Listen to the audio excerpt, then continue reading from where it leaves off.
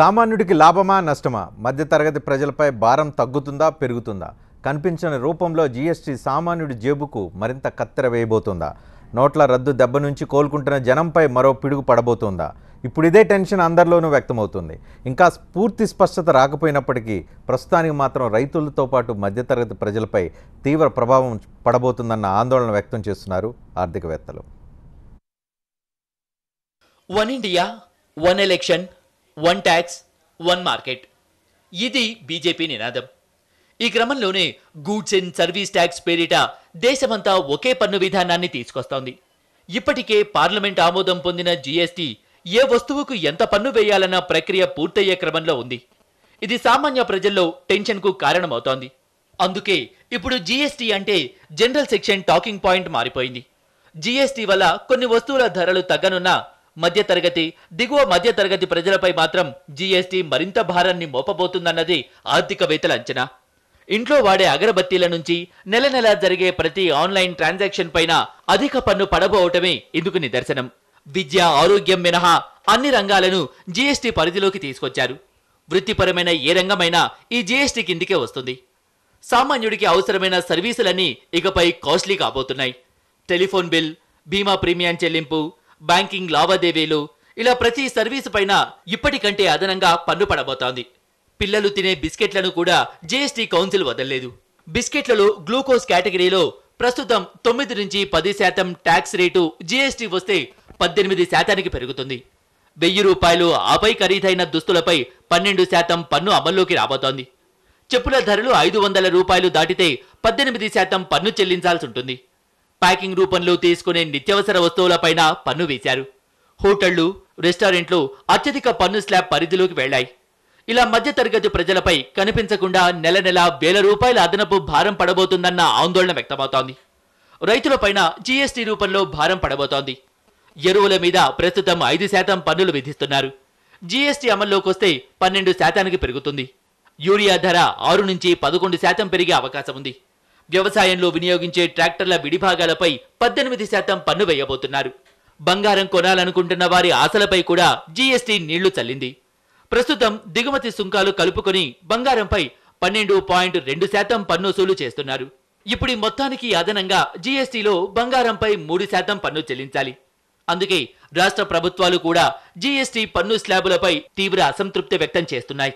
నిర్ణయాలు తీసుకునే విషయంలో, రూల్స్ ఫ్రేమ్ చేసే విషయంలో, ఇతరత్ర విషయంలో ఏకాభిప్రాయానికి ఆస్కారం ఉండే, కానీ ఏ వస్తువు ఏ స్లాబ్లో పెట్టాలి అనేటువంటి విషయంలో, అంటే ఈ వస్తువుల విషయంలో మాత్రం రాష్ట్రాలకు ఏకాభిప్రాయం ఉండట్లేదు.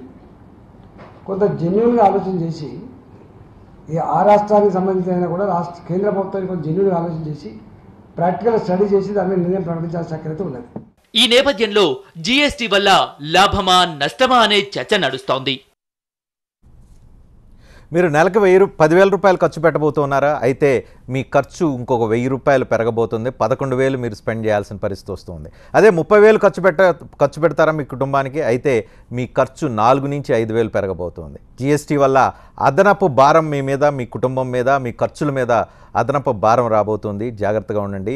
వచ్చే నెల 1వ తారీఖు నుంచి జీఎస్టీ పూర్తి స్థాయిలో అమలైతే ఈ పరిస్థితి ఎందుకు వచ్చింది? సామాన్యుడి మీద దొంగ దెబ్బ తీస్తున్న ప్రభుత్వం అదనంగా ట్యాక్సులు వేస్తున్నారు ఇండైరెక్ట్గా జీఎస్టీ రూపంలో. ఈ పరిస్థితికి కారణం ఏంటి? అది అనివార్యంగా వచ్చిందా? ఉద్దేశపూర్వకంగా వ్యవహారం జరుగుతుందా? జీఎస్టీ ఇంప్లిమెంట్ అయితే సామాన్య మధ్యతరగతి మీద ఎంత ఇంపాక్ట్ చూపించబోతుంది? ఈ అంశం మీద మనతో చర్చలో పాల్గొనడానికి సాయిబాబా ఉన్నారు, చార్టెడ్ అకౌంటెంట్. అదేవిధంగా కృష్ణ ఉన్నారు, ఆల్ ఇండియా డిస్ట్రిబ్యూటర్స్ అసోసియేషన్ నుంచి.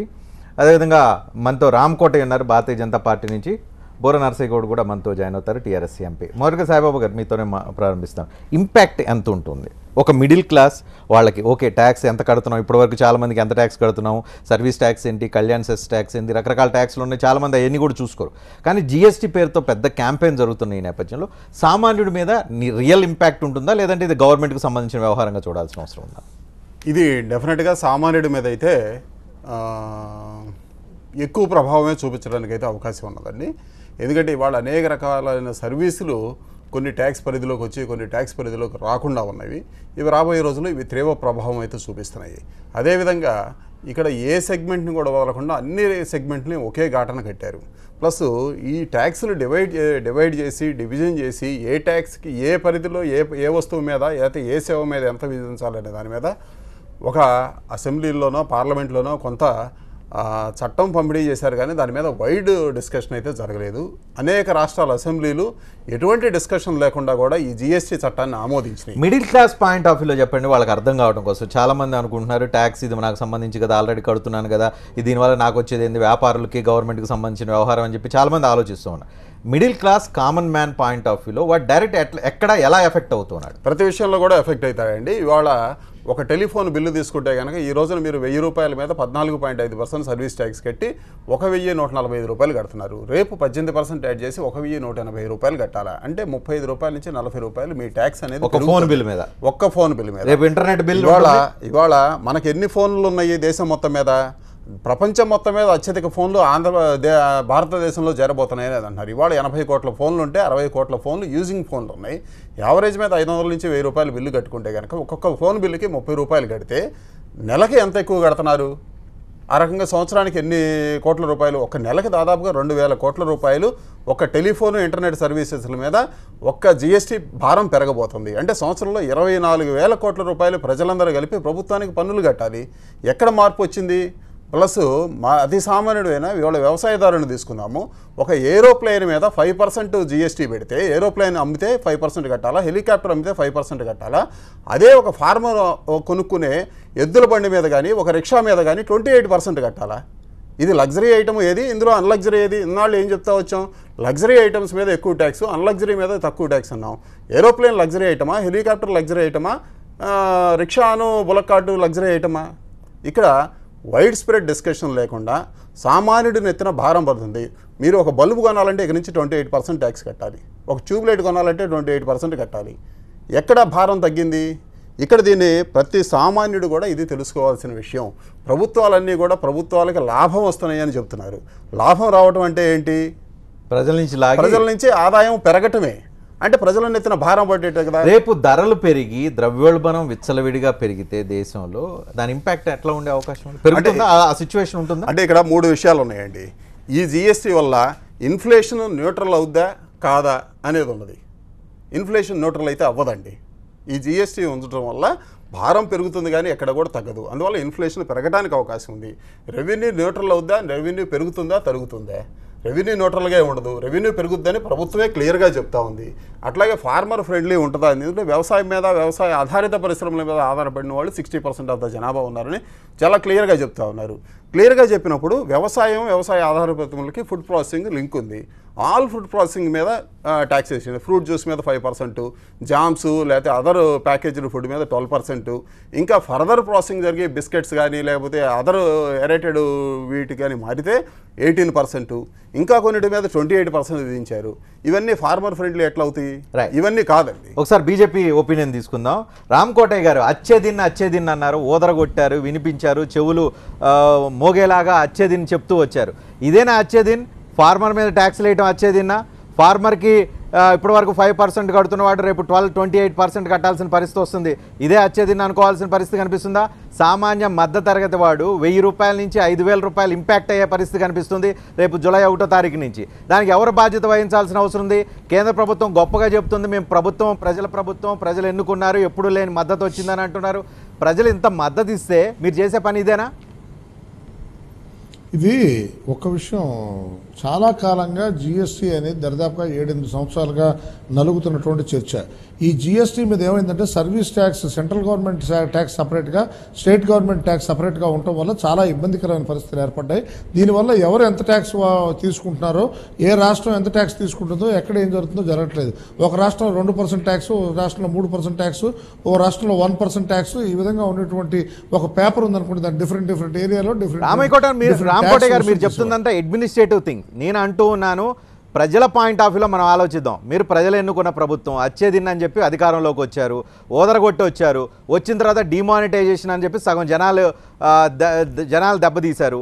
ఇప్పుడు మళ్ళీ జిఎస్టీ పేరుతో వస్తున్నారు. జిఎస్టీ పేరుతో ఓకే, మీ అడ్మినిస్ట్రేటివ్ పర్పస్ కింద స్టేట్కి ఎంత వస్తుంది, ఎవరు ట్యాక్స్ కడుతున్నాడు, ఎవరు కట్టలేదు కనుక్కోవడానికి మీరు ఒక అడ్మినిస్ట్రేటివ్ ప్రొసీజర్ అనుకున్నారు. ఓకే, యాక్సెప్ట్ చేద్దాం, యాక్సెప్ట్ చేస్తాం. కానీ అదనంగా భారం వేసేలాగా అదనంగా ఇప్పుడు కడుతున్న సామాన్యుడు కడుతున్న ట్యాక్స్ కంటే ఇంకా ఎక్కువ కట్టేలాగా ఒక ఫార్ములా క్రియేట్ చేసి జిఎస్టీ రూపంలో 1 ఇండియా 1 ట్యాక్స్ అని చెప్పి ఒక ఊదర కొట్టడం వల్ల ప్రయోజనం ఏం కనిపిస్తుంది?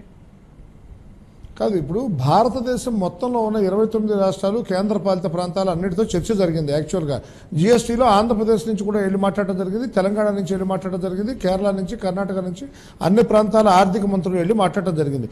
ఏ రాష్ట్రంలో ఏ ట్యాక్స్ ఎంత ఉందని చూసి దాని యొక్క తారతమ్యాలని పరిగణలోకి తీసుకుని వాటిని ముందుకు తీసుకెళ్ళడం జరిగింది.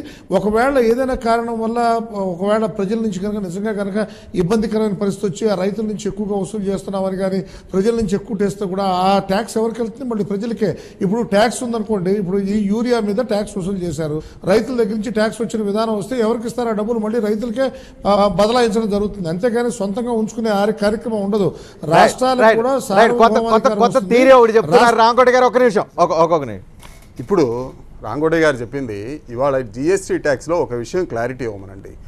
ల్యాండ్ లీజు అంటే మనం అనేక కారణాల వల్ల వ్యవసాయం చేయలేకుండా ఇతర ప్రాంతాలకి ఉద్యోగరీత్యా కానీ లేదా అదర్ పిల్లలను చదివించుకోవడానికి కానీ పక్క ప్రాంతాలకు వెళ్ళేవాళ్ళు ఉన్నారు. ఇవాళ గోదావరి జిల్లాలో కానీ లేకపోతే కేరళ రాష్ట్రంలో కానీ 1 ఎకరం కౌలుకి ఇచ్చుకుంటే ₹1,00,000 75,000 వచ్చేవి కూడా చాలామంది ఉంది. 20 లక్షల రూపాయలు దాటి కనుక మీకు కౌలు వచ్చేటట్టుంటే అది జిఎస్టీ పరిధిలోకి వస్తుంది. ఇది జిఎస్టీలో క్లియర్గా ఉంది. ఇది రైతుని ట్యాక్స్ చేయడం కాదా, లేకపోతే రైతు రిలేటెడ్ యాక్టివిటీని ట్యాక్స్ చేయడం కాదా? చెప్తున్న పాయింట్ లాజిక్ మీరు ఎందుకు ఇది రైతులకు ఇవ్వట్లేదు? ట్యాక్స్ వస్తే గవర్నమెంట్కి వస్తుంది, మళ్ళీ ప్రజలకే కదా ఖర్చు పెట్టేది. రామకోటయ్య గారు ఒక బీజేపీ ప్రతినిధిగా కాకుండా ఒక వ్యాపారస్తుడిగా కూడా ఉన్నారు. ఒక్క విషయం చెబుతాను, ఇందులో ట్రాక్టర్ ఇన్పుట్స్ మీద 28% పెట్టారు, ఫెర్టిలైజర్ మ్యానుఫ్యాక్చరింగ్ ఇన్పుట్స్ మీద 28% పెట్టారు. ఎక్కడ భారం తగ్గింది? ఎక్కడ రైతుల యొక్క సబ్సిడీ మారింది? ఇన్పుట్స్ మీద తగ్గిలేదండి, ఇన్పుట్స్ మీద తగ్గిలేదు. ఫెర్టిలైజర్ మీద వీటి మీద 12% తీసుకొచ్చాను. వాటికి వచ్చే ఇన్పుట్స్ ఫాస్ఫరస్ కానీ సల్ఫర్ కానీ ఇవన్నీ కూడా ఆ కంపెనీలు పర్చేజ్ చేసే ఇన్పుట్స్ మీద 28% ఉంచారు. అది మళ్ళీ ప్రొడక్షన్ లో యాడ్ అయ్యే అవకాశం. ఈ విధంగా రైతు బెనిఫిట్ అవుతారనేది ఒక్క చోట చట్టంలో చెప్పనండి. ల్యాండ్ లీజుని జిఎస్టీలో పరిధిలోకి తీసుకురావడం అనేది ప్రప్రథం అండి. భారతదేశం మొత్తం మీద ఇంతవరకు ఎవరు రైతు కౌలుకి ఇచ్చుకున్నా కానీ దాని మీద ట్యాక్స్ లేదు ఈ రోజు వరకు కూడా. అగ్రికల్చర్ ఇన్కమ్ కింద ఉంది.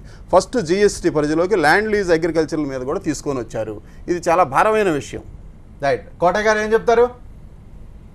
ఇది యాక్చువల్గా సాయిబాబా గారు చాలా క్లారిటీగా మాట్లాడుతున్నారు. కానీ 20 ఎకరాలు ల్యాండ్ దాటినటువంటి వాళ్ళు ల్యాండ్ సీలింగ్లోకి ఇందిరాగాంధీ గారు 40 ఎకరాలు దాటిన తర్వాత అండి 40 ఎకరాలు 55 ఎకరాలు రాంకోటే గారు 40 మెట్ట ఎకరాలండి. మెట్ట ఎకరాలు 20 ఎకరాలు ఉన్నటువంటి వాళ్ళు 40 ఎకరాలు తెలంగాణ ప్రాంతంలో కొన్ని ప్రాంతాల్లో 50 ఎకరాలు. నేను కూడా వ్యవసాయదారుండే, నాకు కూడా వాటి గురించి అవగాహన ఉంది. నాకు పరిపూర్ణంగా మీరు చెప్తున్న విధానం గురించి తెలుసు. ఎందుకంటే మాకు ఫర్టైల్ 3 పంటలు పండేటువంటి పొలాలు నాకు ఉన్నాయి. 3 పంటలు పండేటువంటి పొలాల మీద నాకు సంవత్సరానికి మ్యాక్సిమం ఎకరం మీద 30,000 40,000 కూడా రావట్లేదు. 70,000 80,000 రావాలంటే గ్రీన్ హౌస్ సాగు చేయాలి. ఇలా చేసేటువంటిది అది వాణిజ్య పంటలు అవుతాయి. సరే, దీని గురించి చర్చ కాదు. ఏంటంటే ఏదైనా సరే రైతుల దగ్గర నుంచి కానీ ఎవరి దగ్గర నుంచి కానీ ఇదంతా స్పష్టత రాలేదు. దీంట్లో జిఎస్టీ స్పష్టత రాలేదు. ఇవాళ కనుక ట్యాక్స్ ఒకవేళ 20 రోజుల్లో 18 రోజులు ఇంప్లిమెంట్ చేయబోతున్నాం, ఇప్పటి వరకు స్పష్టత రాలేదు అని అంటే చాలా స్పష్టతగా అండి. ఆల్రెడీ యాక్ట్ ఇచ్చేశారు, డ్రాఫ్ట్ యాక్ట్ ఇచ్చేశారు, 1వ తారీఖు నుంచి ఇంప్లిమెంట్ చేయబోతున్నారు. మీరు ఫ్రూట్స్ జామ్స్ యూరియా మీద అన్నిటి మీద క్లారిటీ ఇచ్చారు. మీరు కూడా ఒక ప్రతినిధిగా ఉన్నారు. రాష్ట్ర ప్రభుత్వానికి మీ ఇన్పుట్స్ ఇచ్చారు, తెలుగుదేశం పార్టీ నుంచి మీ ఇన్పుట్స్ ఇచ్చారు, మేము కూడా ఇన్పుట్స్ ఇచ్చాము. దాంట్లో ఇంపార్టెంట్ ఇష్యూ ఏంటంటే చాలా క్లారిటీగా చాలా క్లియర్గా ఒక్కొక్క విషయం ఉంది. ఏదైనా కారణాల వల్ల ట్యాక్స్ ఎక్స్ట్రా వసూలు చేస్తున్నాం అనే ఫీలింగ్ కనుక ఉంటే ఎట్టి పరిస్థితుల్లో కేంద్ర ప్రభుత్వం దాన్ని ఉపయోగించుకుంటుంది. 66 వస్తువుల మీద ట్యాక్స్ ఉపసంహరించుకోవడం జరిగింది. ఇంకా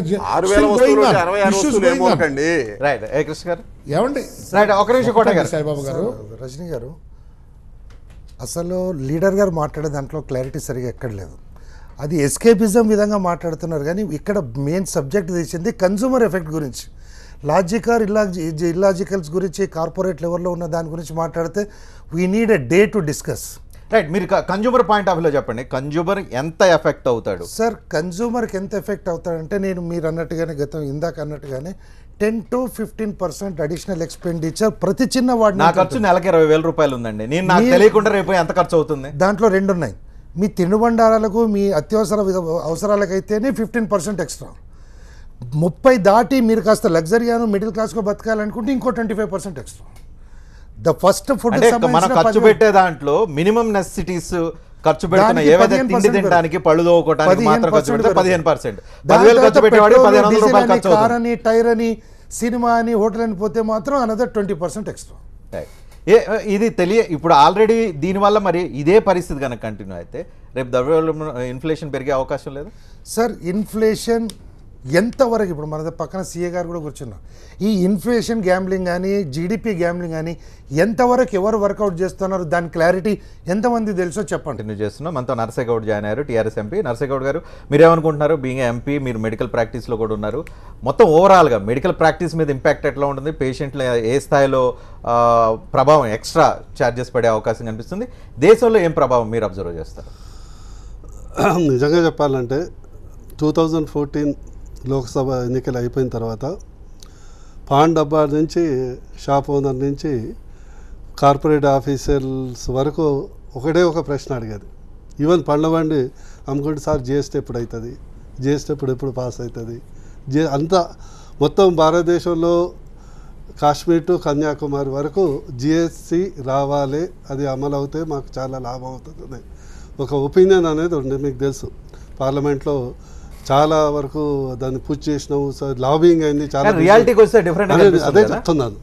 అదే నేను చాలా సందర్భాలు అడిగాను, అంటే మీరు జిఎస్టీ అంటే తెలుసా, దానివల్ల లాభమా నష్టమా మీకు అవగాహన ఉందా అంటే, లేదు సార్ మాకు లాభం అవుతుంది, ఎందుకంటే ప్రజెంట్ ట్యాక్స్ సిస్టంలో వేధింపులు, ప్రాబ్లమ్స్, అఫీషియల్ చెకింగ్స్ ఇవన్నీ ఇబ్బంది అవుతుంది. జిఎస్టీ వస్తే ఒక పారదర్శకత, ట్రాన్స్పరెన్సీ వస్తుంది, ట్యాక్సెస్ తగ్గుతాయి. ఇటు స్టేట్ ట్యాక్స్, సెంట్రల్ ట్యాక్స్, ఆక్టైజ్ tax, entry tax, entertainment tax, ఈ ట్యాక్స్, ఆ ట్యాక్స్ అన్నీ పోయి ఒక ట్యాక్స్ అవుతుందని ఒక కామన్ మ్యాన్ అండర్స్టాండింగ్ ఉండేది. అయితే అమలైపోయిన తర్వాత ఎప్పుడైతే యాక్చువల్ మనకు fixation of the rates of the GST కానీ స్టేట్ కానీ ఇచ్చిన తర్వాత ఇప్పుడు అసలు స్టోరీ మొదలైంది. అయితే ప్రధానంగా ఏంటంటే జిఎస్టీ అనేది చాలా దేశాల్లో ఉంది, ఖచ్చితంగా ఒక ట్రాన్స్పరెంట్ మెకానిజం రావాల్సిన అవసరం ఉంది, రావాలి. కానీ వచ్చిన క్రమంలో సెకండ్ ఏంటంటే ఒకటేమో transparency, easy applicability, tax evasion లేకుండా చూసుకోవడం, మల్టిపుల్ ట్యాక్సెస్ లేకుండా చూసుకోవడం అనేది ఒక ఆదర్శమైనటువంటి బర్డెన్. అదే నెక్స్ట్ వస్తున్నది. ఇప్పుడు వచ్చిన తర్వాత నిజంగా చూస్తే ఇప్పుడు ఫర్ ఎగ్జాంపుల్ మీరు హాస్పిటల్స్ అడిగారు, దాని లగ్జరీ ట్యాక్సెస్ వేశారు, దాంతో ఏమవుతుంది దాదాపు 28% ట్యాక్స్ కింద పెట్టడం జరిగింది. ఇప్పుడు హాస్పిటల్ ₹1,00,000 ఒక పేషెంట్ వస్తే ₹1,00,000 ఖర్చు అయ్యేవాడికి రేపు ఎంత 28% ఇంపాక్ట్ చూపించే అవకాశం, 28,000 ఖర్చు ఎక్స్ట్రా అవుతుంది. సో ఈ ఇంపాక్ట్ అనేది ఎవరు అర్థం చేసుకోలేదు. కానీ నేను అనుకోవటం ఏంటంటే ఇప్పుడు ఎట్లా ఉంటుందంటే నేను ఇంత పెంచుతాను, మళ్ళీ అడుగుతారు, నేను తగ్గిస్తాను అనే ఒక ఫిలాసఫీలో, అంటే నేను అనుకోవటం ఏంటంటే ఫైనాన్స్ మినిస్టర్ నుంచి అందరూ జిఎస్టీ దాని ఎఫెక్ట్ మీద డార్క్ ఉన్నారు. అయితే డార్క్ ఉండటమే కాకుండా ఒక రేటు పెట్టుకొని దాని మీద నెగోషియేటింగ్ టేబుల్ మీద నడుస్తున్నట్లు అనిపిస్తుంది. అంతిమంగా ఇప్పుడు మొన్ననే 11th జూన్ నాడు మళ్ళీ 61 ఐటమ్స్ మీద, ఫుడ్ ఐటమ్స్ మీద 66 ఐటమ్స్ మీద తగ్గించడం, కొన్నిటి స్లాబ్ తగ్గించడం, ఎంపీ మీరు ఏం చెప్తారు ఇంపాక్ట్ దేశం మీద ఎట్లా ఉంటుంది? ఇంపాక్ట్ అనేది నేను చెప్తున్నాను కదా, ఓన్లీ వన్. నేను ఫస్ట్ పాయింట్ ఏంటంటే ట్రాన్స్పరెంట్, అకౌంటబుల్ టాక్సేషన్ సిస్టమ్ అనేది మంచిది. Okay, that is theory. ప్రాక్టికల్కి వచ్చే వరకు దేర్ ఆర్ 2 ఆస్పెక్ట్స్. ఒకసారి దీని ఎఫెక్ట్ ఏంది, చాలామంది ట్యాక్స్ ఎవేషన్ చేస్తున్నారు, గోస్ట్ కంపెనీస్, గోస్ట్ యూనిట్స్ ఉన్నాయో అవన్నీ సిస్టంలోకి తేవాలనేది ఉంది. అది సఫలీకృతం అయితే డెఫినెట్లీ ట్యాక్స్ నెట్ పెరుగుతుంది, దాన్ని ఆహ్వానిద్దాం. కానీ at the same time services కానీ, కామన్ గుడ్ కానీ, దాని ఓవరాల్ కాస్ట్ కానీ, కన్జ్యూమర్ మీద దాని ఫర్ ఎగ్జాంపుల్ రియల్ ఎస్టేట్ కూడా తీసుకోండి, దాని దాదాపు చాలామంది వచ్చి రిప్రజెంట్ చేశారు. దాని ఎఫెక్ట్ ఒకసారి 28% స్లాబ్ పెట్టిండ్రు. అసలే డిమానిటైజ్ చేసిన తర్వాత అసలు ఎవడు కొంటోడు లేడు, మూలిగే నెక్క మీద తాడికాయ పడ్డట్టు అది అయిపోయిందంటే మళ్ళీ దాన్ని నెగోషియేట్ చేస్తే కొత్త. అందుకొరకు ఏంటంటే అల్టిమేట్లీ ఏంటంటే స్టేట్ అండ్ సెంట్రల్ గవర్నమెంట్ ఏంటంటే ఒక ప్రాక్టికల్, అంటే మనం ఎంత ట్యాక్స్ కలెక్ట్ చేద్దామనే తొందరలో పోయి వీళ్ళంత ఎక్కువ కలెక్ట్ చేయి మొత్తం ఎకానమీనే కుప్పగూల్చే ప్రయత్నం చేయొద్దు. మీరు కన్జ్యూమర్ పాయింట్ ఆఫ్ వ్యూలో మీరు ఏం చెప్తారు, ఇంపాక్ట్ ఎట్లా ఉంటుంది దేశంలో కన్జ్యూమర్ మీద? సార్ డెఫినెట్లీ ఇది first impact and big impact consumer మీదనే ఉంటుంది. ఎందుకంటే ఇందాక ఈ గ్రూప్లో చెప్పేసి ట్రాన్స్పరెన్సీ అని చెప్పారు. తర్వాత ఇక్కడ వచ్చేసి ఒక మేజర్ ఆస్పెక్ట్ ఏంటంటే ఎక్సైజ్ డ్యూటీ ప్లస్ వ్యాట్ అనే గతంలో ఇవి 2 డిఫరెంట్ ట్యాక్స్లు ఉండేదో ఇప్పుడు జిఎస్టీ కింద సింగిల్ ట్యాక్స్ అని పెడుతున్నాం. కానీ ఇందులో ఏమైపోయిందంటే గతంలో వేరే డెవలపింగ్ అండర్ డెవలప్మెంట్ స్టేట్స్ ఏవైతే ఉన్నాయో, if you take Uttaranchal, if you take తర్వాత అస్సాం, ఇఫ్ యూ టేక్ మన యూపీ ప్రత్యేక హోదా స్టేట్స్ ఎస్సీజెడ్లో ఉన్నాయో వాళ్ళందరికీ ఇప్పటివరకు ఎక్సైజ్ డ్యూటీ లేదు, ఎక్సైజ్ ట్యాక్సే లేదు. దాన్ని అన్నింటినీ తీసుకొచ్చేసి వ్యాట్తో సమానంగా కలిపి పైన రుద్దేశారు. దాని బీజేపీ ఆర్గ్యుమెంట్ ఒకటి కనిపిస్తుంది, మంచిదే కదా దేశానికి ట్యాక్స్ వస్తే దేశం పరిపుష్టిగా ఉంటుంది, తర్వాత దేశంలో డెవలప్మెంట్ చేయడానికి సార్ నేను ఇంట్లో పడుకొని కోటీశ్వరిని అయితే నా అంత అదృష్టవంతుడు ఉన్నాడు. చెయ్యమని చెప్పండి ఎవరన్నా నన్ను కోటీశ్వరిని. మనం ప్రాక్టికల్ లెవెల్స్ దాటేసి దేశం బాగుపడుతుందంటే దేశంలో మనుషులు పీకితే దొరుకుతారా?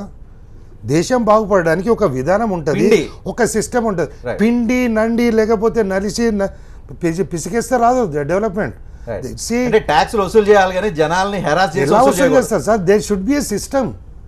ఇప్పుడు ఎవరికి చెప్పలేదు. ఈ పాయింట్కి సమాధానం చెప్పండి. మీరు వ్యాపారం రంగంలో ఉన్నారు, లేకపోతే డిస్ట్రిబ్యూషన్ రంగంలో ఉన్నారు. మల్టిపుల్ ట్యాక్సెస్ నుంచి సింగిల్ ట్యాక్స్ చేయడం వల్ల ఈజీ ఉంటుంది అనేది ఒక పాయింట్ వస్తుంది. అడ్మినిస్ట్రేటివ్ పరంగా ఈజీ అవుతుంది అని అంటున్నారు. జనం పాయింట్ ఆఫ్ వ్యూలో ఎలా ఉంటుంది అని అంటే మీరు ట్యాక్స్లు పడుతున్నారు, ఎక్స్ట్రా లాగుతున్నారు అని అంటున్నారు. ఇది ఇంతే ఉంటుందా లేకపోతే రాబోయే రోజుల్లో ఏమైనా తగ్గే అవకాశం ఉందా? ఆయన అన్నట్లుగా నెగోషియేట్ చేసి ఏమైనా తగ్గించే అవకాశం? మల్టిపుల్ ట్యాక్సెస్ లేవా, మల్టిపుల్ లెవెల్స్ లేవా చెప్పండి? దానికన్నా వాటి కన్నా దారుణంగా ఉన్నాయి. ఇప్పుడు ఫస్ట్ మాకు ఒకే ట్యాక్స్ అని చెప్పారు జిఎస్టీ ఇచ్చినప్పుడు. ఒకే ట్యాక్స్ దేశం మొత్తంలో ఒకే ట్యాక్స్ 1% అని చెప్పారు. ఇప్పుడు 3, 5, 8, 12, 18, 28, 40 వ్యాట్ కన్నా ఎక్కువ స్లాబ్స్ వచ్చేసాయి. రామకోటి గారు ఈ పాయింట్కి ఆన్సర్ చెప్పండి. దేశంలో జనాల్ని పీక్కు తిని ట్యాక్సులు ఆ రకంగా వసూలు చేయాల్సిన అవసరం ఉందా? జనాల దగ్గర ముక్కు పిండి ట్యాక్సులు వసూలు చేసి దేశాన్ని అభివృద్ధి చేసుకో 10% ట్యాక్స్ అంటున్నారు జిఎస్టీ. అల్టిమేట్గా 4 స్లాబుల్లో ప్రపంచంలో 160 దేశాల్లో ఏ దేశం 28% ట్యాక్స్ వసూలు చేయట్లా జిఎస్టీ ఇంప్లిమెంట్ చేసే వాటిలో. ఇంతగా ప్రజల్ని ముక్కు పిండి వసూలు చేసి దేశాన్ని అభివృద్ధి చేయాల్సిన అవసరం ఉందా? అసలు ఒక ఇంపార్టెంట్ విషయం అండి, 1956 నాటి ట్యాక్స్ విధానం వల్ల, సర్వీస్ ట్యాక్స్ వల్ల దరిదాపుగా దేశంలో కొన్ని లక్షల కేసులు పెండింగ్లో ఉన్నాయి. ఉన్న కేసులన్నింటినీ ఒకే సరళీకృత విధానంలో తీసుకురావడం కోసం చేసేటువంటి క్రమంలో ఉండేటువంటి విధానం కోసం చేసే ప్రయత్నం తప్పితే దీంట్లో ప్రజల్ని పీడించుకు తినడం వల్ల మాకు వచ్చేటువంటి లాభం ట్యాక్స్ విధానం. ఇప్పుడు వ్యాపారస్తులు మాట్లాడేటప్పుడు వ్యాపారానికి సంబంధించిన విధానంగా మాట్లాడాలి. ఇప్పుడు ఏం చేశారంటే ఇంతకుముందు 14 రకాల ట్యాక్సులు, ఆక్ట్రాయ్ ట్యాక్స్ అని, ఆ ట్యాక్స్ అని, ఈ ట్యాక్స్ అని 14 రకాల ట్యాక్సులు కట్టుకుని అవన్నీ వచ్చేటప్పటికి ఓవరాల్గా మనం చాలా ఇబ్బందికరమైన పరిస్థితిలో వచ్చేది. ఇప్పుడు ఆ ట్యాక్స్ విధానం ఏమీ లేకుండా ఒకే ట్యాక్స్ విధానం, గూడ్స్ అండ్ సర్వీస్ ట్యాక్స్ విధానం ఒకటి రావడం వల్ల ఏంటంటే దేశంలో ఒక సిస్టమేటిక్ విధానం. ఇప్పుడు హైదరాబాద్ లో తయారు చేసిన, విశాఖపట్నం తయారు చేసిన, కాశ్మీర్లో తయారు చేసిన రామకోటి గారు ఒకే ట్యాక్స్ తీసుకురావద్దని అంటలేదు. కానీ ట్యాక్స్ తీసుకొచ్చేటప్పుడు ఒకటే ట్యాక్స్ తీసుకురావడం మంచిది, యాక్సెప్ట్ చేస్తారు, ట్రాన్స్పరెంట్గా ఉంటుంది, దేశంలో ఒక సింప్లిఫై మెకానిజం ఉంటుంది, యాక్సెప్ట్ చేస్తున్నాం. కానీ ఎక్స్ట్రా రకరకాల స్లాబుల పేరుతో కొనేదానికి సామాన్యుడు కొనే ప్రతి వస్తువు, టూత్ పేస్ట్ దగ్గర నుంచి కారు వరకు, ఇందాక ఆయన చెప్పినట్టుగా ఏరోప్లేన్ వరకు రకరకాల స్లాబులు పెట్టి చదువుకోవడానికి 18% ఎక్స్ట్రా ట్యాక్స్ కట్టాలి. ఇప్పుడు వరకు కట్టుతున్న 5% నుంచి. రేపు ఫ్యూచర్లో రైతు వాడు కొనుక్కునే ఫెర్టిలైజర్స్ దగ్గర నుంచి ఇప్పుడు 5% ట్యాక్స్ కడుతున్నాడు, రేపు 12% కట్ట. ఇట్లా ఎక్స్ట్రా ట్యాక్స్ బాధుడు కార్యక్రమం వద్దు అంటున్నారు. వాటన్నింటినీ తగ్గించి సింప్లిఫై ట్యాక్స్ చేసి సిస్టమ్ను సెటరేట్ చేయండి, మంచిగా యాక్సెప్ట్ చేస్తారు. అలా చేయటం లేదు కదా మీరు. సార్ ఒక్క లాజిక్ అలా కాదండి. ఇప్పుడు యాక్చువల్గా ఏంటంటే స్పష్టత రావాల్సిన అవసరం అయితే ఉంది. ఇప్పుడు యాక్చువల్గా రేపు పొద్దున ప్రవేశపెట్టిన తర్వాత రాష్ట్ర ప్రభుత్వాలు వాళ్ళ యొక్క ఇన్పుట్ని ఇస్తాయి, అదేవిధంగా ప్రజలు కూడా వాళ్ళ ఇన్పుట్ని ఇస్తారు. ఇచ్చిన తర్వాత వాటికి సంబంధించిన విధానం ఇవాళ ట్యాక్స్ పెట్టినంత మాత్రాన దాంట్లో ఉన్న ఇబ్బందుల గురించి వాళ్ళు మాట్లాడితే వాటికి సంబంధించిన విధానం గురించి పరిపూర్ణంగా చేస్తారు. యాక్చువల్గా ఎడ్యుకేషన్ విషయంలో కానీ వీటిల్లో కానీ వివిధ ప్రాంతాల్లో జరుగుతున్నటువంటి విధానాలని ఇన్పుట్ తీసుకుంటారు, మేధావుల నుంచి కోరతారు. అలాగే కాంట్రాక్టర్స్ విధానం ఉంది. ఒక్క నిమిషం మిత్రమా, ఏంటంటే ఇంతకు ముందు కాంట్రాక్టర్స్ విషయం ఉంది. మాకు సర్వీస్ ట్యాక్స్ కొన్ని ఏరియాలో ఉండేది, కొన్ని ఏరియాలో సర్వీస్ ట్యాక్స్ ఉండేది కాదు. కొన్ని ఏరియాలో మనకి సేల్స్ ట్యాక్స్ కొన్ని ఏరియాలో ఇబ్బందికరమైన పరిస్థితి. మేము సిమెంట్ కొనేవాళ్ళం, దాని మీద 14% ఏమో సర్వీస్ ట్యాక్స్, అది తీసుకొచ్చి మేము చేస్తే కనుక ఇబ్బందికరమైన పరిస్థితి ఉండేది. ఇప్పుడు అవేమీ లేకుండా ఇన్పుట్ దాన్ని 18% 20% చేశారనుకోండి, దీంట్లో ఇన్పుట్ తీసేస్తే కనుక tax is going to be very less యాక్చువల్గా కన్స్ట్రక్షన్ రంగంలో. ఈ అలాగే రియల్ ఎస్టేట్ విషయంలో ఇందాక చెప్తారు సోదరులు, రియల్ ఎస్టేట్ విషయంలో కూడా చాలా లాభాలు చేకూరు ఉన్నాయి. దీంట్లో ఏంటంటే ఇప్పుడు మీరు చెప్పే విధంగా 20% ఎంత ఇస్తే సిమెంటు, స్టీలు, మెటలు ఇవన్నీ కొనే వాటన్నిటి మీద కూడా ఇంతకుముందు ఏమీ ట్యాక్స్ లేకుండా దేశంలో ఒక విధి విధానం లేకుండా, ఇది మేము చేసింది కాదు, దరిదాపుగా 10 సంవత్సరాల నుంచి ఆలోచన చేసుకుంటూ వచ్చి దానికి సంబంధించి ఒకప్పుడు మేము ఆలోచన గురించి మాట్లాడాలి, ఆచరణ గురించి మాట్లాడుతున్నారు రామకోట గారు. కృష్ణ గారు ఏమంటారు? ఆచరణ గురించి అండి, ఆచరణలోకి వాళ్ళు వచ్చింది. రామకోట గారు ఒక్క నిమిషం అండి. మీరు ఎప్పుడు రియల్ ఎస్టేట్ గురించి మాట్లాడుతున్నారు, ల్యాండ్ గురించి, దాని గురించి, అందులో మీకు అవగాహన ఉంది కాబట్టి ఆ వ్యాపారంలో డైరెక్ట్ ఆర్ ఇండైరెక్ట్ ఈ పాలిటీషియన్స్ అందరూ రియల్ ఎస్టేట్లో ఉన్నారు కాబట్టి దాని గురించి మీకు అవగాహన ఉంది. ఫస్ట్ నేను ఒకటి అడుగుతున్నాను, బిస్కెట్ మీద ఫస్ట్ ఇన్వాయిస్ దగ్గర ఎక్సైజ్ దాకేది, లాస్ట్ ఇన్వాయిస్ దగ్గర వరకు ఎక్సైజ్ లాగుతున్నారు. దాని డిఫరెన్స్ ఏంటి చెప్పండి. స్టేజ్లో తాగుతుంది? 4 స్టేజ్లో same excise duty. First invoice మీకు ఎంత జరుగుతుంది, ఎక్సైజ్ ఒకటే ప్లేస్. ఇప్పుడు జిఎస్టీ పేరుతో కన్సూమర్ పోయేంత వరకు ఎక్సైజ్ డ్యూటీ అంటే ఇందులో 100 రూపాయలు ఎక్సైజ్ డ్యూటీ కట్టేది 10% కడితే 10 రూపాయలు అయింది. ఇప్పుడు 180 రూపీస్ మీద మీరు 8% తీసుకుంటున్నారు, 15 రూపీస్ నియర్ బై అవుతుంది. Which is costing more, which is burdening to consumer? Tell me. Right Sai garu, ఈ పాయింట్ ఇప్పటి వరకు ఉన్న ఎక్సైజ్ ట్యాక్స్ ఏదైతే ఉందో జిఎస్టీ రూపంలో ఆ ఎక్సైజ్ 4 స్టేజీల్లో ఇప్పటి వరకు ఒకసారి పడుతుంది, రేపు 4 సార్లు పడుతుంది అనేది. ఇది డెఫినెట్గా బడ్డన్ అయితే పాస్ ఆన్ అయిపోతుందండి. కన్జ్యూమరు మోర్ బడ్డన్ వే చేయాల్సిన అవసరం వచ్చాడు. ఎక్సైజ్ డ్యూటీ అనేది ఇంతకుముందు స్టీల్ మీదే ఉన్నది, రీరోలింగ్ స్టీల్ మీద, అట్లాగే అదర్ స్టీల్స్ మీద తగ్గుతూ వచ్చింది. ఇవాళ హౌసింగ్ మీద అని అన్నారు, హౌసింగ్ మీద చెప్పాలన్నలుగా కానీ భారం పడింది. ఈ స్టీల్ మీద 28%, సిమెంట్ మీద 28%, అల్యూమినియం విండోస్ మీద 28%, అల్యూమినియం డోర్స్ మీద 28%, మడ్ బ్రిక్ మీద అంటే ఇటుక మీద 5%. అదేవిధంగా ఇవాళ స్వచ్ఛ భారత్ కింద బాత్రూమ్ కట్టుకుంటే బాత్రూంలో వాడే 500 రూపాయలైనా 200 రూపాయలైనా కమౌట్ మీద 28% ట్యాక్స్ వేసారండి. కమౌట్ మీద వాళ్ళు కట్టుకునేదే 12,000 రూపాయల్లో స్వచ్ఛ భారత్ కింద బాత్రూమ్ కట్టుకుందనంట, వాడుకునే 300 రూపాయలు 500 రూపాయల కమౌట్ మీద 28% లగ్జరీ ఐటమా నాన్ లగ్జరీ ఐటమా ఎవరైనా చెప్పానండి. ఇందులో ఎవరో ఇది పార్టీలకు అతీతంగా మాట్లాడాల్సిన అవసరము. ఇవాళ సామాన్యుడికి ప్రోగా ఇది ఉన్నది. ఒక టెలికాం సర్వీసెస్ కాస్ట్లీ అయింది, ఇన్సూరెన్స్ కాస్ట్లీ అయింది, బ్యాంకింగ్ సర్వీసెస్ కాస్ట్లీ అని, ట్రాన్స్పోర్ట్ కాస్ట్లీ అని, ఎరేటెడ్ వాటర్స్ అనే పేరుతో soft drinks aerated waters costly అని, okay other thing cigarettes, alcohol ఇవన్నీ కూడా కాస్ట్లీ చేశారు. హౌసింగ్లో పలానా ఐటమ్ తగ్గింది అనేది ఎవరైనా చెప్పగలిగితే చర్చ లేదండి. ఇప్పుడు దాకా ఉన్న ఈ సిస్టమ్ని సరే సిస్టమ్ మారుస్తున్నారు, ట్రాన్స్పరెన్సీ కోసం ఏదో ప్రయత్నం చేశారు. ఎందుకు వీటన్నిటి మీద ఎక్స్ట్రా ట్యాక్స్ చేశారంటే ఇవన్నీ లార్జ్ స్కేల్లో ఎక్కువ మంది వాడుతున్నారు. బ్యాంకింగ్ సర్వీసెస్ 60-70 కోట్ల మంది వాడుకుంటున్నారు. టెలికాం సర్వీసెస్ సో ఇక్కడ వీళ్ళందరూ హౌసింగ్, ప్రతి ఒక్కళ్ళకి హౌసింగ్ రిక్వైర్మెంట్ ఉంది. ఇక్కడ ట్యాక్స్ నెట్ పెంచడం, ట్యాక్స్ బేస్ పెంచడం, వీళ్ళందరికీ కూడా లగ్జరీ కారు చేసడం. అదే లగ్జరీ కారు మీద ఇవాళ 40-50% ఉన్న ట్యాక్స్ని 28కి తగ్గించారు. 50 లక్షలు, 40 లక్షలు, 70 లక్షల కార్లు ఎంతమంది కొంటున్నారండి దేశం మొత్తం మీద? వాళ్ళ కోసం ట్యాక్స్ తగ్గించమని వాళ్ళు ఎవరైనా రిప్రజెంటేషన్ ఇచ్చారా? Why we are doing this favour? సామాన్యుడు ఇమీడియట్గా అడుగుతున్నారు. 200 రూపాయలు, 500 రూపాయలు, 1000 రూపాయలు విలువ చేసే క్లాతుల మీద పెట్టారు. 1000 రూపాయల క్లాత్ మీద 12% పెట్టారు. ఇంతవరకు క్లాతుల మీద ఎక్కడుందండి? 5% లేదు. అంతకుముందు అసలు 2 ఏళ్ల క్రితం అసలు లేను కూడా లేదు క్లాతుల మీద ట్యాక్స్ అనేది. ఇవాళ నూలు చీర కొనుక్కున్నా కానీ 2,000 రూపాయలు అయితే యూ హ్యావ్ టు పే 12%. ఇంతకుముందు ట్యాక్స్ లేదు దానికి. ఒక పట్టు చీర కొనుక్కుంటే 10,000 రూపాయలు అయితే ఇంతకుముందు ట్యాక్స్ లేదు. ఇవాళ ట్యాక్స్ పరిధిలోకి వచ్చింది. లగ్జరీ కారు కొంటే 50 లక్షలు కొంటే 42 ఉన్న ట్యాక్స్ని 28కి తీసుకొచ్చారు. బాత్రూమ్ ఫిట్టింగ్ స్వచ్ఛ భారత్ కింద కడుతున్న బాత్రూంలో వాడుతున్న కమౌట్ 200 రూపాయలు కట్టుకుంటే 28% తీసుకొచ్చారు. ఎంతవరకు ఇది రీజనబుల్ అనేది ప్రతి ఒక్కరు ఆలోచించాల్సిన అవసరం. ఆఫ్ ది ప్రొడక్ట్స్ ఏవైతే ఇండైరెక్ట్ గా ఎగ్జంప్షన్ లో ఉన్నాయో సరళీకృతం అనే పేరుతో అన్ని ట్యాక్స్ పరిధిలోకి తీసుకొచ్చారు. ఈ చెప్పులు తీసుకొచ్చేసారు. ఎవడో కొట్టుకునేవాడని చెప్పి చెప్పులు ఒకప్పుడు ఎగ్జంప్షన్లో ఉన్నాయి. ఆ బ్రాండ్ ఈ బ్రాండ్ వచ్చేసి చెప్పులు గురించి దాని మీద 500 రూపాయలు, above 500 rupees. You are discriminating the people in living. Even మీరు క్రైమ్. ఇక్కడ వాడబోతున్న కెమెరాలు కానీ, టీవీలు కానీ, అట్లాగే మీ టెలివిజన్ సంస్థకు వాడుతున్న సాఫ్ట్వేర్ కానీ అన్ని 28% పే చేయాలి. టెలికాం ఏదైతుందో ఈ మొబైల్ ఇండస్ట్రీని చాలా సతాయించేసారు రెండు గవర్నమెంట్. టెలికాంలో ఎక్సైజ్ డ్యూటీ ఎండ్ ప్రైస్ మీద మొదలే ఒకటే స్టేజ్లో కట్టుకొని మిగతా అంతా ఫ్రీ చేసేసారు. సబ్సిక్వెంట్గా ఈజీ రీఛార్జ్ కానీ, సిమ్ కార్డ్స్ మన ఈజీ కార్డ్స్ ఏవైతున్నాయో వాటిపైన కంపెనీ నుంచి రిలీజ్ అంటే సర్వీస్ ప్రొవైడర్ నుంచి రిలీజ్ అయిన తర్వాత ఎక్కడ ట్యాక్స్ లేదు. ఫ్రీ చేశారు. ఎందుకంటే చిన్న చిన్న షాప్ వాడు అమ్ముకుంటాడు 1%, 1.5% గ్రాస్ ప్రాఫిట్ దంది. వాళ్ళందరినీ మళ్ళీ ఈ ఆఫీసర్లు వాళ్ళ గొడవలు వస్తాయి, రైడింగ్ ఉంటుంది, హై వాల్యూమ్ సేల్స్, లో వాల్యూమ్ మార్జిన్ అని ఫస్ట్ స్టేజ్లో ఎక్సైజ్ డ్యూటీ ట్యాక్స్ కలెక్ట్ చేసే సర్వీసెస్ కింద మిగతా అందరినీ ఫ్రీ చేశారు. ఇప్పుడు ప్రతి స్టేజ్లో ఏ పాన్ షాప్ వాడు తీసుకుంటాడు సార్, వాడు డైలీ 10,000 రూపీస్ అమ్మితే మిగిలేదు వాడికి 200 రూపాయలు. సో వాడిని ఇప్పుడు ట్యాక్స్ పరిధిలోకి తెస్తే వాడు ఉంటాడా? సో రేపు చాలా మార్పులు రాబోతున్నాయి. చచ్చిపోతారు, టెలికాం ఇండస్ట్రీ సర్వనాశనం అయిపోతుంది. ఎదురవుతాయా సాయిబాబు గారు? మీ అంచనా ఏంటి? సమస్యలు ఎదురవుతాయా? జిఎస్టీ అమలు చేయటం సాధ్యమవుతుందా? జూలై 1వ తారీఖు నుంచి చేస్తామంటున్నారు. ఇప్పటి వరకు సరైన గైడ్ లైన్స్ రాలేదు చాలా మంది. ఎంతవరకు సాధ్యం?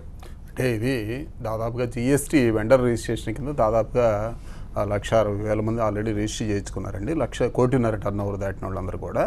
సో ఇంప్లిమెంటేషన్ అంటే 1వ తారీఖు నుంచి ఇంప్లిమెంటేషన్ అయితే మొదలవుతాయి. But there are certain problems.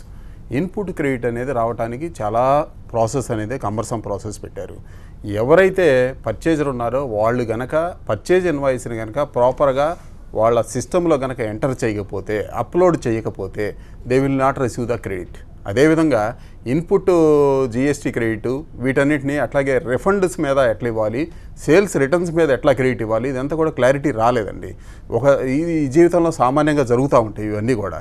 అట్లాగే ఒక స్థాయిలో వాళ్ళు ఎవరన్నా కానీ వాళ్ళకి సేల్ చేసిన ఇన్వాయిస్ని కనుక ఇన్పుట్ చేయకపోతే, అప్లోడ్ చేయకపోతే అల్టిమేట్ కన్జ్యూమర్కి, అల్టిమేట్ సెల్లర్కి రాను కూడా రాదు ఆ క్రెడిట్. దీనివల్ల ఇంప్లిమెంటేషన్లో ఇది ఒక ప్రాబ్లం ఉంది. అదేవిధంగా అనేక రాష్ట్ర ప్రభుత్వాల ఆదాయ పరిస్థితులు ఏ రోజుకారు వచ్చే ఆదాయం మీద ఆధారపడి ఉన్నాయి. ఇవాళ ఈ జూన్ మంత్ యొక్క ట్యాక్స్ని వ్యాట్ రిటర్న్స్ కింద జూలైలో ఫైల్ చేసి జూలై 15 నుంచి 20 తారీఖు లోపల స్టేట్ గవర్నమెంట్లు కట్టేస్తారు ఎవరు పెట్టినా కానీ.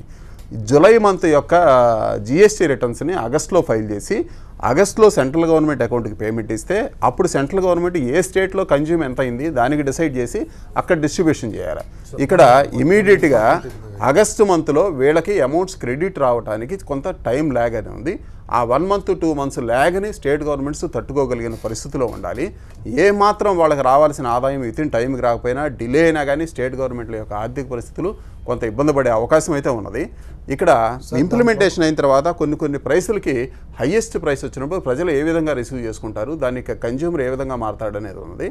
ఈ యాక్ట్లో కూడా ప్యాకేజ్డ్ వాటిని మార్చకుండా, బ్రాండెడ్ వాటిని మార్చకుండా, లేకపోతే ప్రాసెస్డ్ వాటిని మార్చకుండా అన్బ్రాండెడ్ వాటిని జీరో ట్యాక్స్లో పెట్టడం అనేది కొంత మిస్యూజ్ కూడా అవకాశం కనపడుతుంది. అంటే ఇప్పుడు వాళ్ళు అన్బ్రాండెడ్, అన్ప్యాక్డ్ కందిపప్పు అమ్మారనుకోండి, బియ్యం అమ్మారనుకోండి, జీరో ట్యాక్స్లో ఉంది. ఒక బ్యాగ్లో వేసి బియ్యం అమ్మితే కనుక సరైన విధానంలో అయితే ఎప్పుడైతే ఓపెన్ అమ్మారో అడల్ట్రేషన్కి అవకాశం ఉంది. అనేక రాష్ట్ర ప్రభుత్వాలు నూనెని ఓపెన్గా అమ్మడానికి వీల్లేదు, బియ్యాన్ని ఓపెన్గా అమ్మడానికి వీల్లేదు, ఇట్లాంటి నిబంధనలు పెట్టి ఈ నిబంధనలు ఉన్న అమలు కాని పరిస్థితుల్లో వాటికి జీరో పెట్టారు. ఇది ఐవాష్కి కానీ నిజంగా ఇంప్లిమెంటేషన్లో అనేక ఇబ్బందులు అయితే కనపడతా ఉన్నాయి.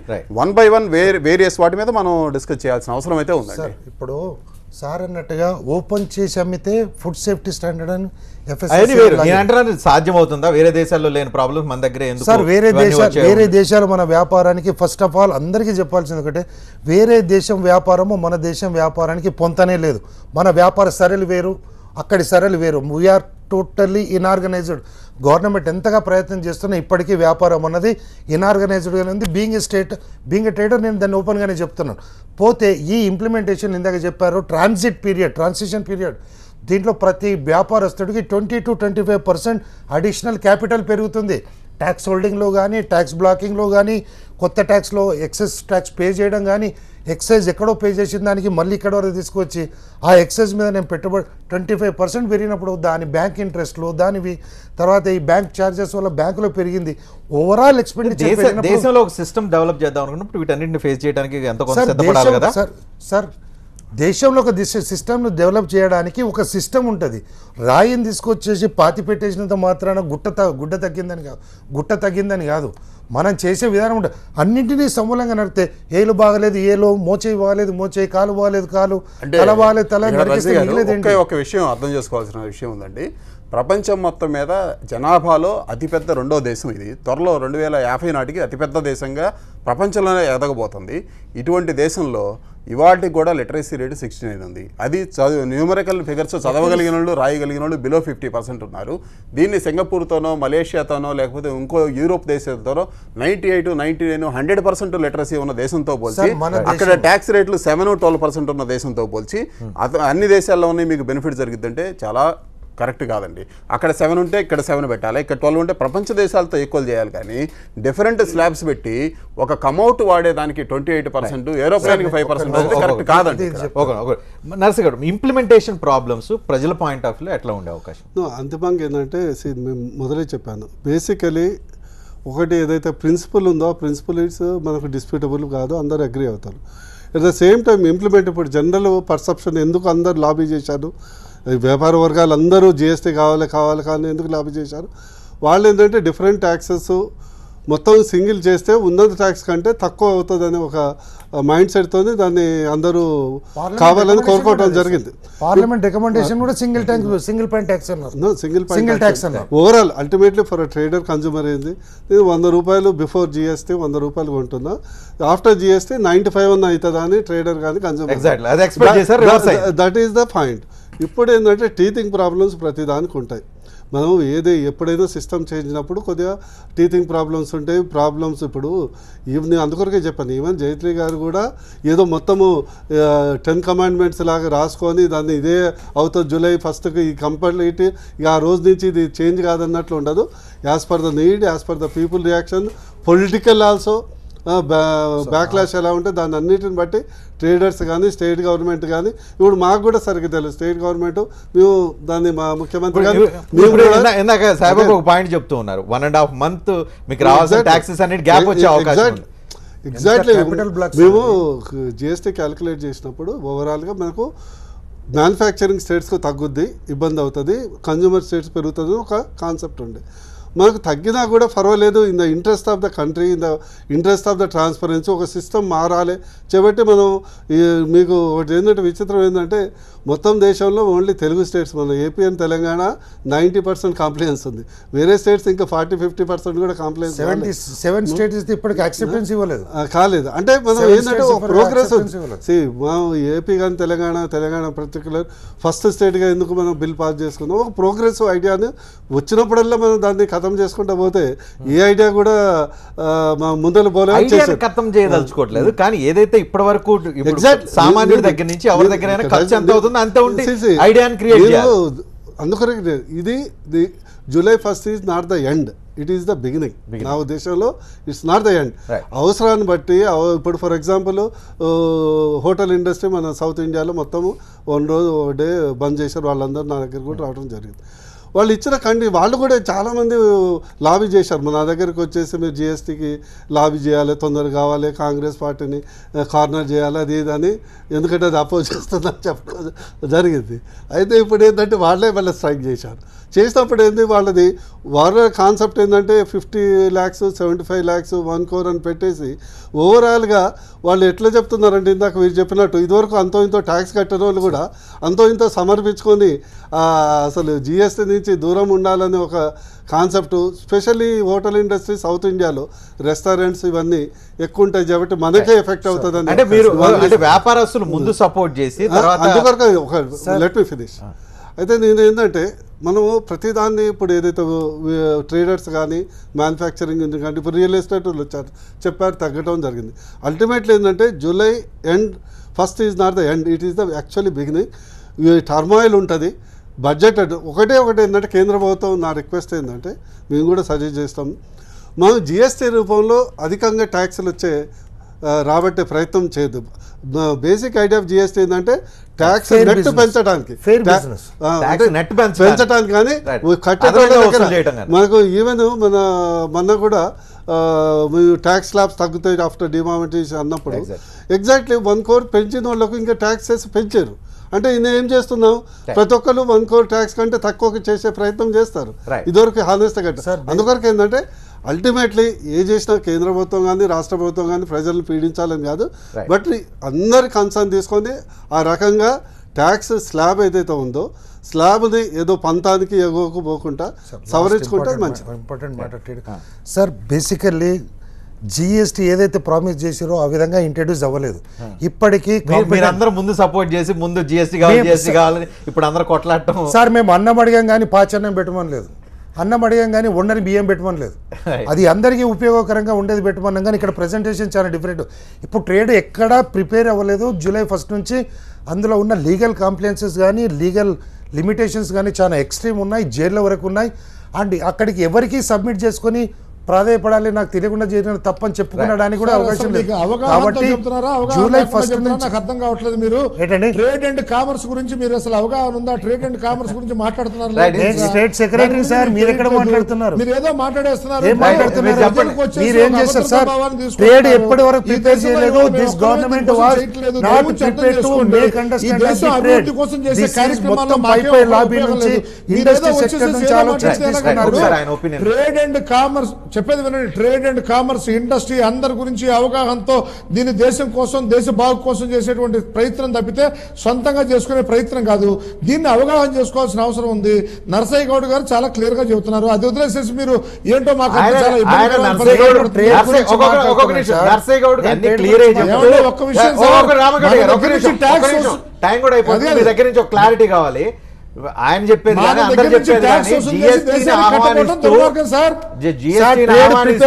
జిఎస్టీని ఆహ్వానిస్తూ అధికంగా ట్యాక్స్లు వసూలు చేయొద్దని చెబుతున్నారు. మీరేమో అధికంగా ట్యాక్స్లు వసూలు చేస్తామని చెబుతున్నారు. సింపుల్ తేడా కాదండి. ఒక్క విషయం రజనీ గారు, చాలా ఇంపార్టెంట్ విషయం.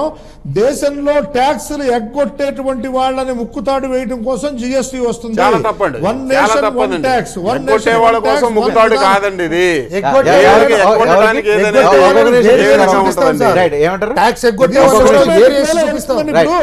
ఒక్కసారితో ట్యాక్స్ ముందుకెళ్ళదండి, ఒక్కసారితో ముందుకెళ్ళదు. ఇది ఒక సిస్టమేటిక్ వేలో వెళ్తుంది. రైలు పట్టాలు ఏ విధంగా వెళ్తున్నాయో ఆ విధంగా ట్యాక్స్ విధానం 2 సిస్టమ్ తీసుకుని ముందుకెళ్తుంది. ఏదో ఒక్క రోజులో కాదు. It will take its own tax. మనకి మందులు ఉన్నాయి అనుకోండి, మందులు ఉన్నాయి అనుకోండి, మందులు